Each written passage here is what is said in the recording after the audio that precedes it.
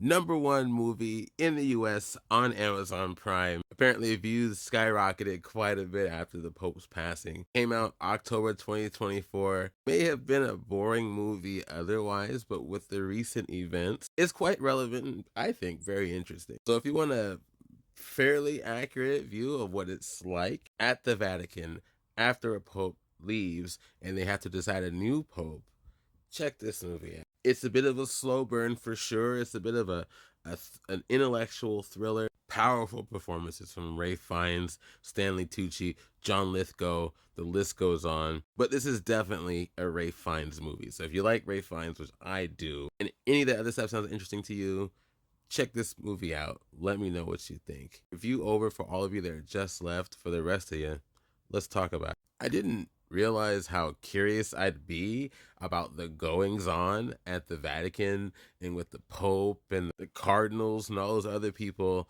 until I started watching this movie. We just kind of decided to see it just out of the blue because, of the recent events with the Pope. And even though it's been contested about the exact political levels they go to in this film, apparently all the rest of it's very accurate. There's a ritual to it all, a pageantry to it. There's an order to which things are done. And one of the main people that keeps this order is Ray Fiennes' character, Cardinal Lawrence. He's basically the guy that runs the show. He's not the Pope, but he's the guy that's kind of keeping all the pieces moving, keeping everybody honest. And he's doing so amongst a landscape that is shifting quite dramatically.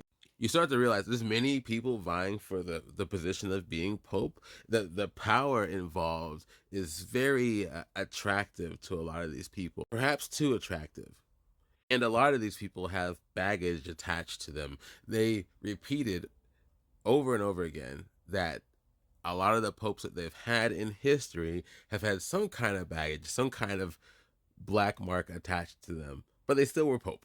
So they're kind of thrust in a position where they have to potentially choose the lesser of I don't want to say two evils, but choose the lesser of ideal candidates, which sounds very similar to events of today. It works very well. I don't think this is like a direct parallel to what we are seeing in our lives right now. I think this is, I guess you could call it an alternate reality, but a lot of things are very similar.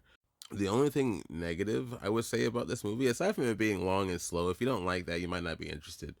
But there is a tone to this movie and a build up to this movie that's very strong. It feels like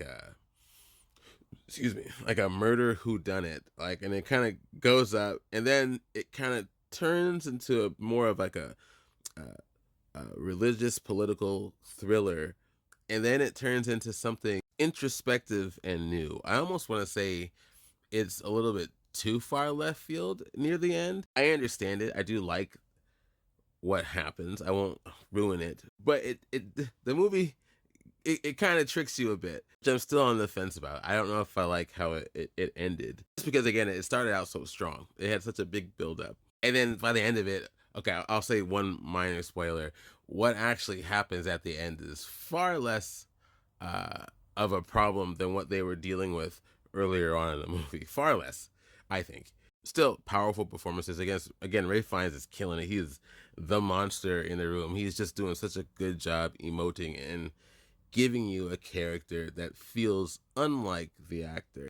Beautiful scenes, beautiful shows of pageantry and ritual. Say what you will about being stuck in one's ways. They do have a fancy way of showing it. And the coolest part is there's a blending of old and new.